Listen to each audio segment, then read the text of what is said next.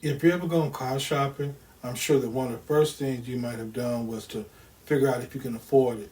And secondly, if you're not paying cash, make sure that you can get financing. When buying a home, it's basically the same thing, but on a much larger scale.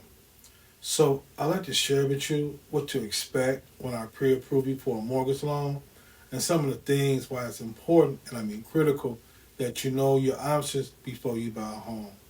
The first thing is to provide your financial information, like your income, bank accounts, monthly payments that you make now, and your social security number, so we can order a credit report on your behalf.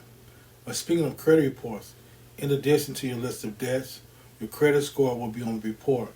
And depending on which type of loan you qualify for, there are minimum credit scores that must be met.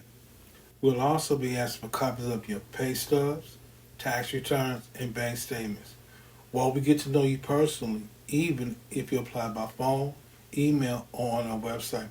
The person pre-approving your loan only get to know you as pieces of paper that tells the story as to why you should or should not be approved. So the more pieces of paper you provide, the better your chance of getting pre-approved. Here are some of the reasons why getting pre-approved is a good thing, as Snoop Dogg would say. If you're working with a real estate agent, they'll need to know the price range of the home to show you. And oh, by the way, if you haven't chosen a real estate agent yet, we can refer to the three awesome realtors for you to interview. Next, based on your credit score, income, and monthly payment, we'll be able to determine the financing options that are best for you. And the reason you want to know this is because the real estate agent will have to include that in the financing section on the real estate contract. Oh, and the seller of the home that you want to purchase will want to know that you pre-approved too.